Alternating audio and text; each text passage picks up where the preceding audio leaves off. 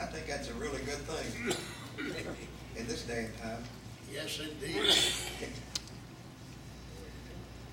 But I really got up to give a testimony because how good God is to me. How He's brought me through things. Yes. Amen. So close, so close. Sometimes I think I'm about 30 years old, or 25. I was trying to start a weed eater a week or two ago, and it wouldn't start, and I pulled on it too hard, and I pulled the rotator cuff here, so I'm having a surgery on that. And it's just dumb things we do sometimes that we should stop and think before we do it. But anyways, I thank God that it wasn't any worse than it was, a tear. He showed it to me on the monitor, the surgeon, and said it was, it's a tear, but it's not real bad, but it will need to be sewed back together. And I praise God that it wasn't any worse than it was. Then, coupled with that, you've heard people say, well, that's a hornet's nest out there. Don't fool around with that. Well, I got in a hornet's nest last week. But I thought it was a wasp nest. So I took me a can of hornet spray out there, and I said, well, I'll just fix you. Well, they fixed me. I didn't fix them. They came at me like 8 or 10 of them in a string, just attacking like this. And I think I counted like 7 stings from hornets.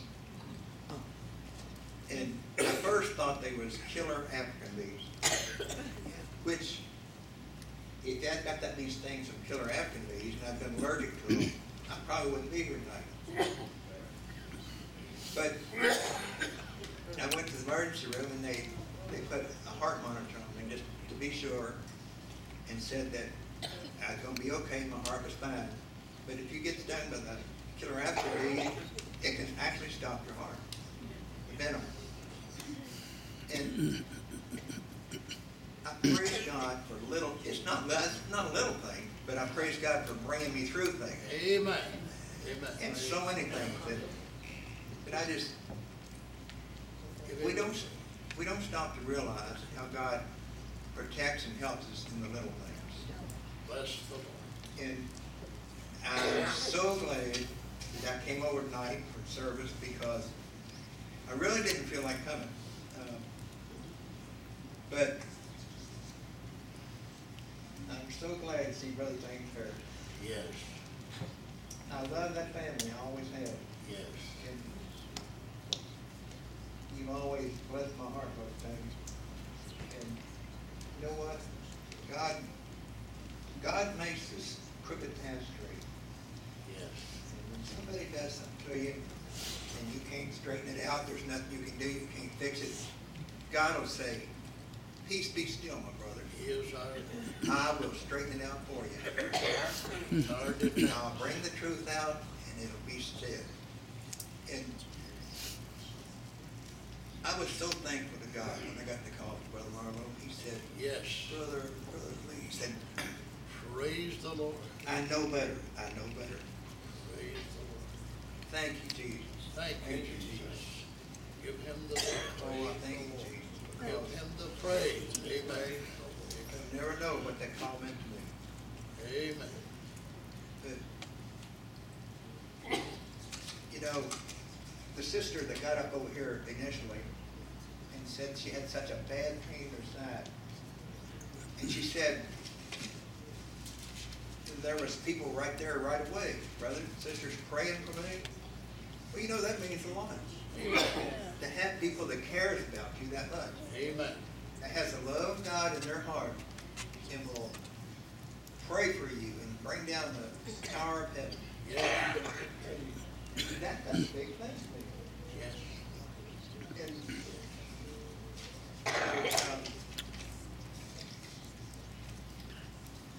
I wish we had this church in St. Pete, I'll tell you that. But we don't. One day, you never know. You never know. You never know. Amen. But as I said, the theme seems to be the love of God and loving your brother. And I came across this verse, and Marlon got up and talked about that. And it's in 1 Peter 3, 8 through 10. No, through 12. Finally, all of you be of one mind, having compassion one for another. Love as brothers. Be tender-hearted. Be courteous, not returning evil for evil, or reviling for reviling. But on the contrary, blessing, knowing that you were called to this, that you may inherit a blessing. And here's what I like. He that would love life, see good days, let him refrain his tongue from evil, and his lips from speaking deceit. In other words, always tell the truth. Let him that would turn away from evil and do good. Let him turn away from evil and do good. Let him seek peace and pursue it. For the eyes of the Lord are on the righteous, and his ears are open to their prayers. The face of the Lord is against those who do evil. And I thank you for that word, Lord, because that's powerful. It really is powerful. Yes. Amen. Praise the Lord. And, oh, Praise gosh. the Lord. Praise the Lord. Yeah, I had one other testimony real quick, and I don't want to take a few more minutes, but on Facebook, I send prayers to different people, and I got these real good friends up in Tennessee, and they posted a prayer for a little 5-year-old child that was hit by a car up there. I'm not sure what town it was in, but it was in Tennessee somewhere.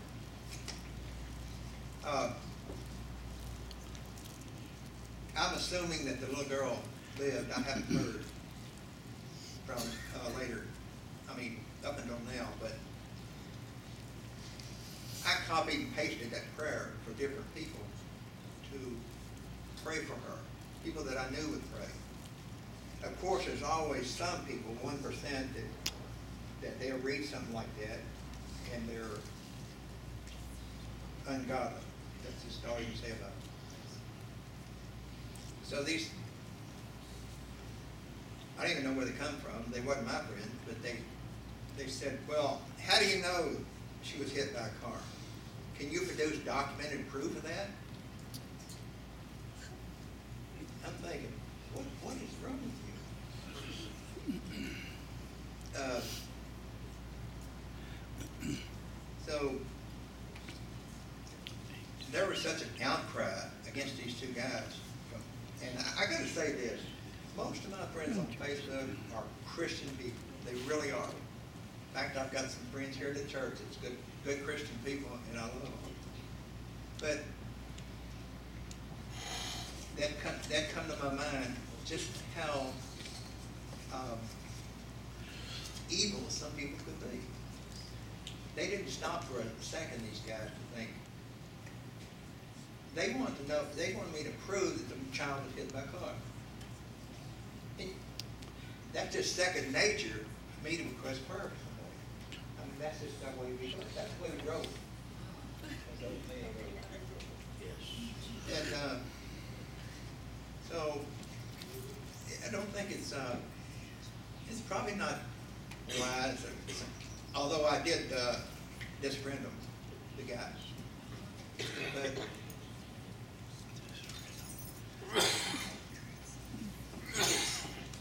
it's better to pray for people that misuses your friendship or does you wrong. In the long run, you're going to come out better. Always come out better. And don't stoop to these people's level.